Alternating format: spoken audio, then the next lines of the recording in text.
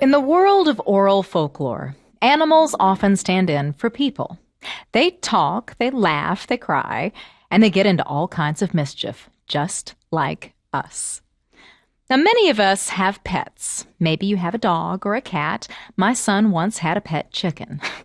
Now, isn't it a strange thing that we have these beasts living in our houses with us? Sometimes they become a part of the family. They even have personalities. The stories in this next section of tales are animal folk tales. And more specifically, they're stories about unwanted animals. Now, animals are so prolific in folklore, it makes us wonder, how does it help us to see animals, as opposed to humans, struggling through problems in stories together? Can you speak to why is it useful in stories to have an animal experience this, maybe as opposed to having humans in the story experience it? And in particular, stories about unwanted animals. So feeling unwanted, unattractive, or different, these are themes that, whether we're children or adults, we can really relate to, because it draws on to that sense of isolation that we all have. And that helps us relate to the pain and the rejection that the animal in the story is experiencing. So we have this process of identification. So we identify the pain, and we identify with the pain and suffering, but we also identify with the journey, the success, their discovery of their full potential and their strengths. And the inner self can then sort of start looking into the same things within. And what I really find helpful using these stories about unwanted animals in is with kids that have had difficult experiences, kids that have been neglected or abandoned, abused or traumatized, because within that journey, there is transformation and there's beauty. And to be able to discover that you have that potential can be not only uplifting, but it can be a source of hope that kids that with trauma don't always readily access in their lives. The first story we'll hear in this series on unwanted animals is about a group of animals who imagine that they want to be musicians as a second career for themselves after their lives are in danger. So they decided to move to a place where they would be appreciated, or at least where they wouldn't be eaten. The Musicians of Bremen is a story that has been translated into many forms of art. In Bremen, there is a statue to the animals that was erected in 1953. And the story goes like this.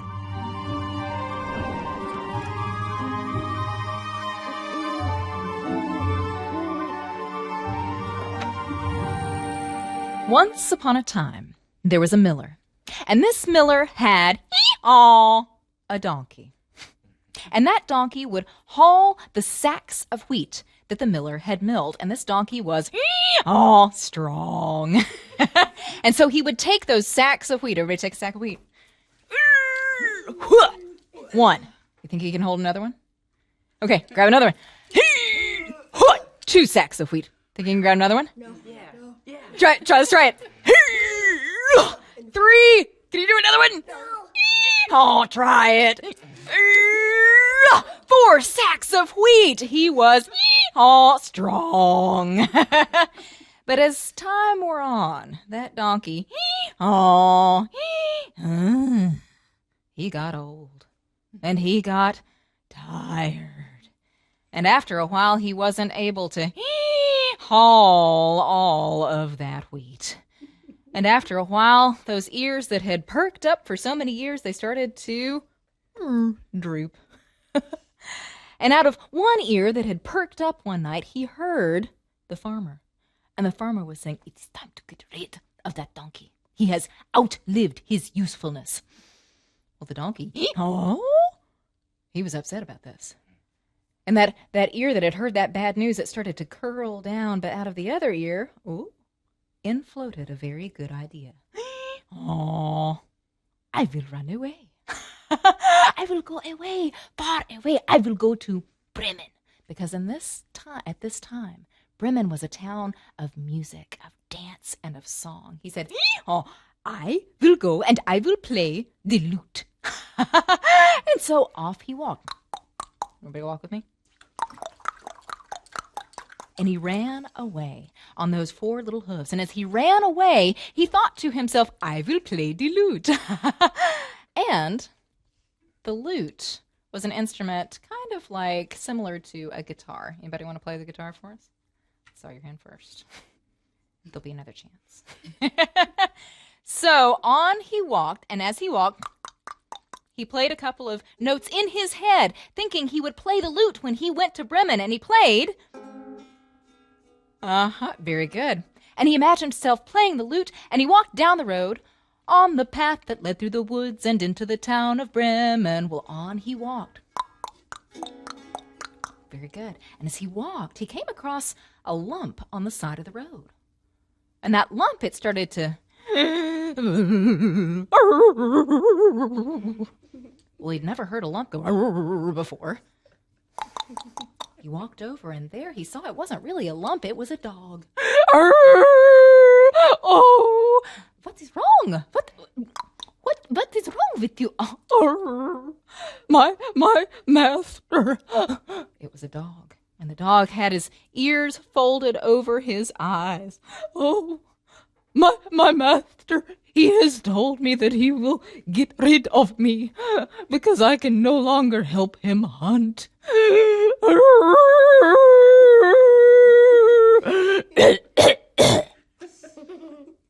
Well, do not be afraid. No, I am on my way to Bremen. I will play the lute in Bremen. Play the lute. Beautiful. And you can play the drum. And in their heads, they started to play the music. Who wants to play the drum? Yeah. And so in their heads, they started to play. And the donkey, as he walked along, he played the lute in his head. And as the dog, as he walked along, he played the drum in his head. Very good. Very good. And as they went along, on the path that led through the woods and into the town of Bremen, they walked on and on until they passed a strange-looking furry ball on the side of the road. And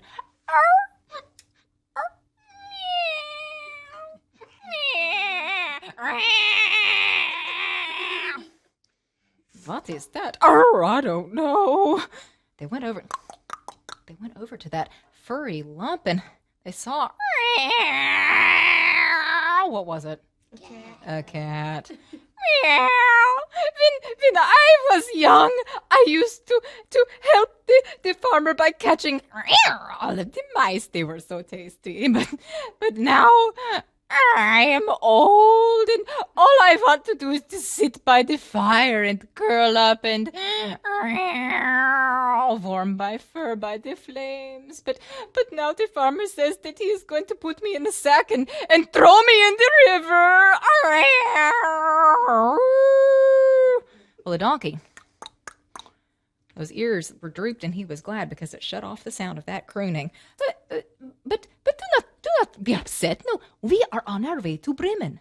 I will play the lute. And the dog here, he will play the drum. And you, since you are so good at roaring, why don't you sing? And so on they went.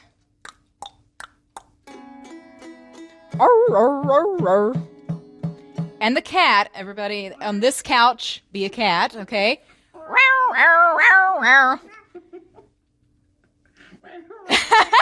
Very good. And they went on the path that led through the woods and into the town of Bremen. Well, on they went. And as they walked along that path, they started to come to the edge of a wood. And on the very edge of that wood, there was a farm, and there was a farmer's house with a strange-looking thing on top of the ridgepole of that house. And it was saying... They walked along. What is that? was the middle of the day. Why was the rooster crowing? You would crow too if you had the fate that I have. Today is Saturday, and tomorrow is Sunday, and the farmer has said that I am so old that he is going to cook me up for supper tomorrow for Sunday supper. I am crowing while I can while the sun shines. Well, the donkey, he said, do not cry. We are on our way to Bremen. I will play the lute.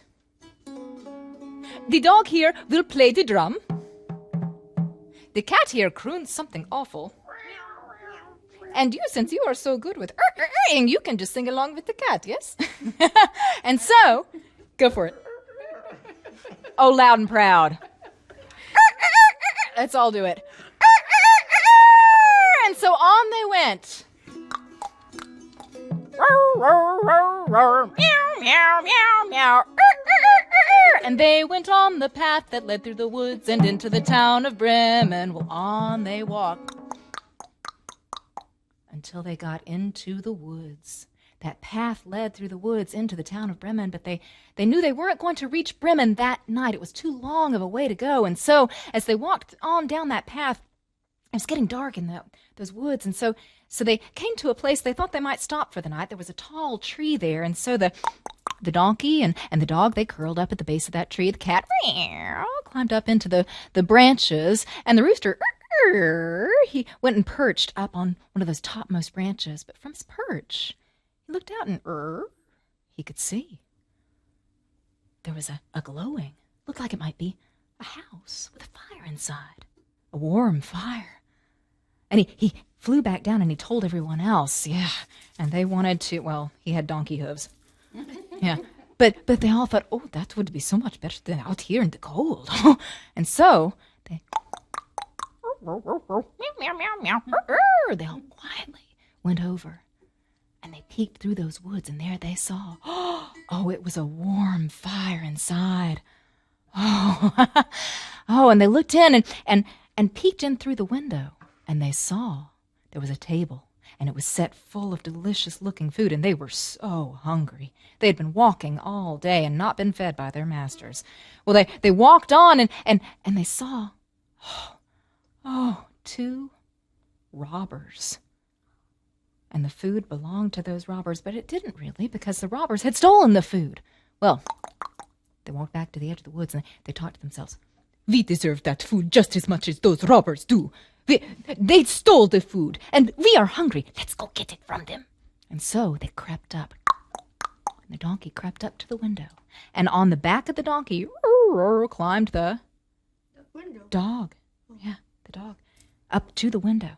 And then on top of the dog's back climbed the cat, and up flew on top of the cat the rooster. And the donkey counted to 3. 1, 2, 3. And at the count of 3, they all made the loudest ruckus they ever could. 1, 2, 3. And the robbers inside, was ist das?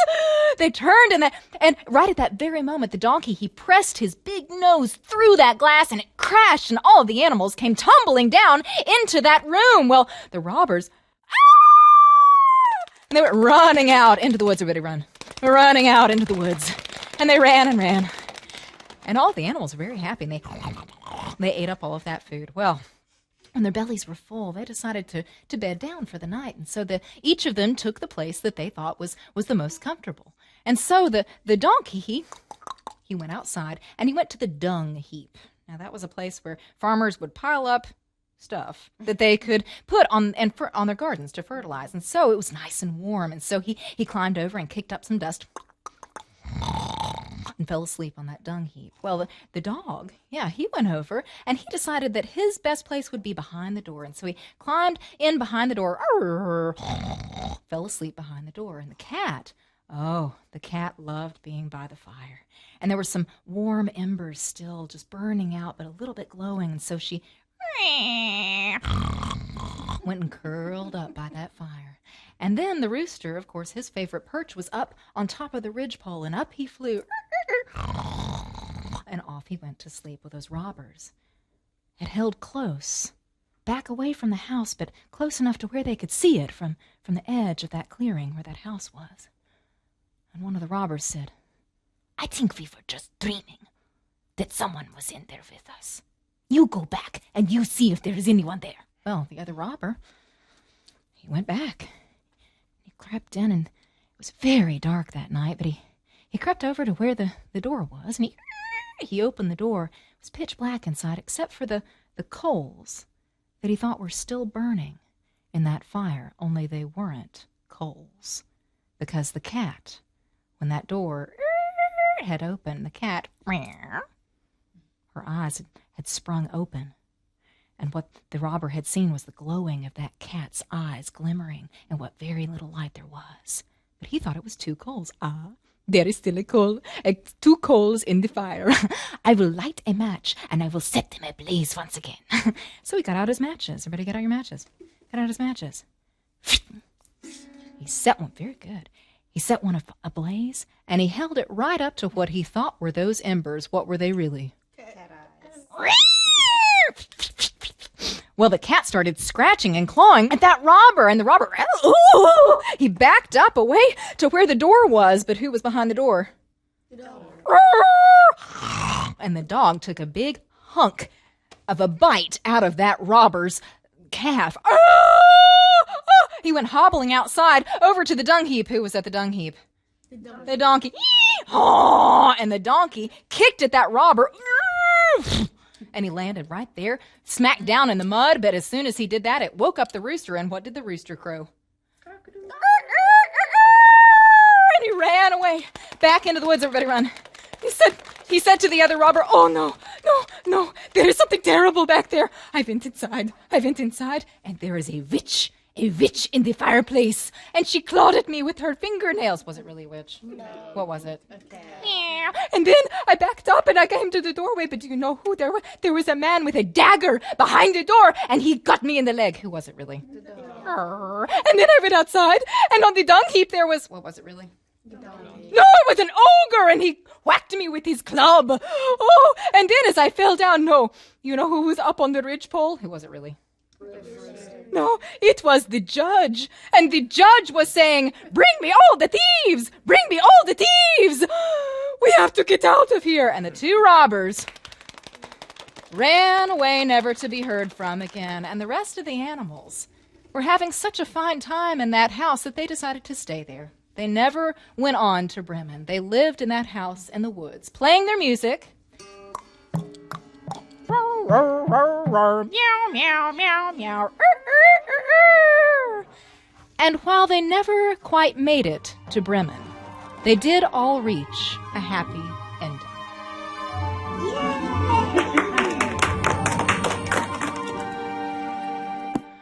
We are meant to sympathize with the unwanted animals. They conjure for us those parts of ourselves that we fear will make us be rejected by others.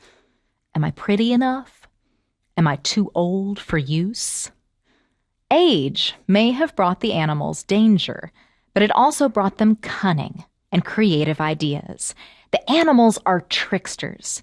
They use cunning and trickery to survive, which, as we talked about when we heard Jack and the Beanstalk, is a motif that's used in countless folk tales, from Brer Rabbit in the United States to Anansi, the spider, in Ghana and in other African cultures.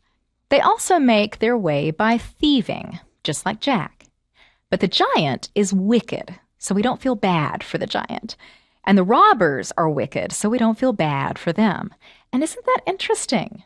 That we understand there's a difference between good people taking things that belong to others and bad people taking things that belong to others. When you're small and poor, like Jack, or old and threatened, like our animals, it seems that we feel it's okay for them to do what they need to do to live, to survive. There are many different versions of the Musicians of Bremen. In the United States, Jack seeks his fortune, and the animals join him, and they all trick and outwit the robbers together. In Spain, the animals are 3 kids or goats, a sheep, a rooster, and a cat. In South Africa, it's 7 animals. The donkey climbed up on the bull, and the ram climbed up on the donkey, and the dog climbed up on the ram, and the cat climbed up on the dog, and the goose climbed up on the cat, and the rooster perched on top of the goose. And as the story goes, with one accord, they all let out a terrible and threatening cry. All the versions of this story belong to Arne Thompson Uther, type 130. Animals in exile, or outcast animals. The musicians are unwanted, which is a predicament and fear that we can face at any age, not just in our older years. The fear of being abandoned, or alone, or worse, killed off. Well, it's a very real fear from a childhood through adulthood and into our elder years, even if that fear is unfounded in reality. Now, many of the stories we talk about in this course have their roots in stories that were told in mixed age company. They had to appeal and make sense to and entertain both adults and children. Now, you create that appeal by making the conflict in the story one that's meaningful to and shared by both children and adults. The Musicians of Bremen is one in a long line of folk tales that addresses how we have dealt with growing older throughout the centuries. Growing up can be tough at every stage. We start a new school, and the assignments just get harder. And then we get into adolescence, and our voices started to change, which can be embarrassing. And then we grow into adulthood, and it starts all over again. The assignments just get harder, and our voices, well, they aren't the only things that start to crack. In public, our joints pop, we fall, and we can't get up. When we're young, sometimes we get frustrated by how little we're allowed to do. And being helpful becomes a rite of passage for us when we get old enough to help set the table, or old enough to go outside by ourselves. As we age, the frustration becomes how little our own bodies allow us to do. The cat who couldn't chase mice anymore, or the dog who couldn't hunt. My own mother likes to say, "Hannah, be my legs," when she asks me to go and fetch something for her that she can't get on her own. There's an old Yoruba folk proverb that says, "Even the sharpest blade cannot cut its own handle." And it means that no matter how accomplished or able-bodied we are, we can't do everything on our own. In an ideal world, old and young help each other. And perhaps there are ways that you help older family members with tasks that they can't easily do themselves. The plots of folktales didn't come to us from an ideal world. They emerged out of the world we actually live in, and that world isn't always very nice. The concerns in folktales come straight from the world we live in. The Bremen musicians are farm animals, whose worth is measured by their use value. But the intent behind most animal folktales is that we read our own human situations in the adventure. And what happens when we outlive our usefulness? This fear is deep within us. It's very primal. It comes from when we were hunter-gatherers, when we were just emerging out of animal groups and beginning to live in tribal groups. You don't want to be the slowest antelope in the herd, or you might get eaten by the lion who's chasing you. But the slowest antelope may not be the oldest antelope. It's interesting. In ancient times, hunter-gatherers had no calendar in the way that we currently conceive of notions of time. So, rather than marking a person's age in terms of years, like celebrating your 8th birthday or your 80th birthday, well, a person's age was marked by how healthy you looked or how young you acted. And to an extent, the same is true today in many cultures of the world. There's a balance, of course. With age comes wisdom, which is useful to the tribe. The older members are the ones who remember the history, who remember which places are good to find food and which places have bears. Older people were venerated by the group as a way of showing others, "Hey, look! We succeeded. We've lived a long time." But when older members of a society become frail or dependent, one of the ways that society honored their elders was by ritually killing them or helping them die. In Germany, the Heruli people helped their sick and dying people by killing them with a knife on a pyre. And in one area of India, communities practiced thalakuthal, poisoning their elderly people. Japanese culture is generally known for honoring their elders, including the veneration of teachers and sages. But one folktale tells of a different time.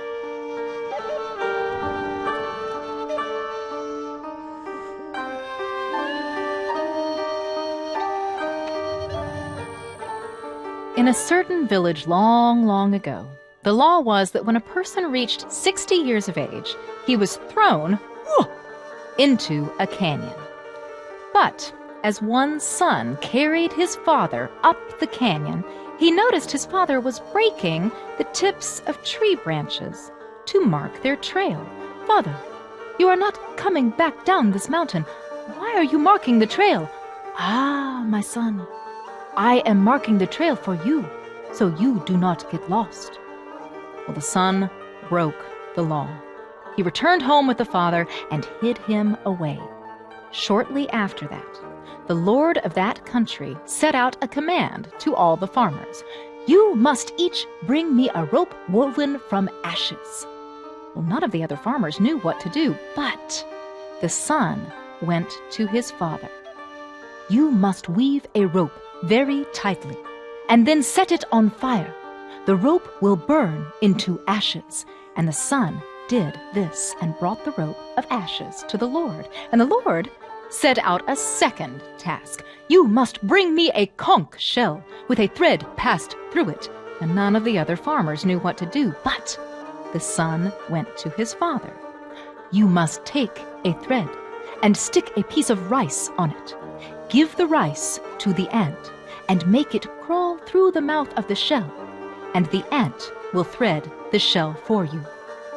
And the son did this, and he brought the conch shell with the thread passed through it to the Lord. The Lord asked, "How did you do this?" The son told him, "My wise father. I could not throw him in the canyon. He told me how." The Lord was so impressed he realized that he should not do away with the wisdom of old people, and that they should be taken care of. And so, the 60 canyon abandonment was ended. In the Japanese folktale, the father is brought back to his own community and is eventually honored by the people for his old age. In the Musicians of Bremen, the animals don't even try to find a place for themselves in their own farming community. Instead, they imagine there's a better life for them in the city. But did you notice? These are the Musicians of Bremen. But they never quite make it to Bremen. Bremen takes on a magical quality. If only the animals can get to Bremen, all their problems will be over. They'll be useful again. They'll be musicians. They'll eat and not be eaten. But if the musicians had actually made it to Bremen, they most likely would have been killed off there too. As with most of us, the sense of belonging and security that they so wanted, well, it didn't lie in the wretched past they'd left behind or the idealized future that they longed for where everything was perfect. No, they found their place somewhere in between these two worlds, and they made their home in the woods. Is there a place you're longing to go to, where you think everything will be better? Maybe a group of friends who you long to be included with. Or did you ever get included in a group, only to discover it wasn't what you thought it would be? Led by the donkey, the animals have to figure out their tricky way out of danger. But the donkey, he was wise, like the old man in the Japanese tale, and he knew he still had worth. Make it your mission today to find someone older or younger than you and spend a little time with them, maybe a little more than you usually do, if it's somebody you know. This whole growing older thing can be pretty tricky, and it's good to have people to help you through it, no matter what your age. It's good to know your true worth in the nursery and beyond. Next time, we'll hear more stories that include animals who are unwanted by the humans around them, from an icky frog to a wily cat. But these animals turn out to be more helpful to the humans than the humans first realize.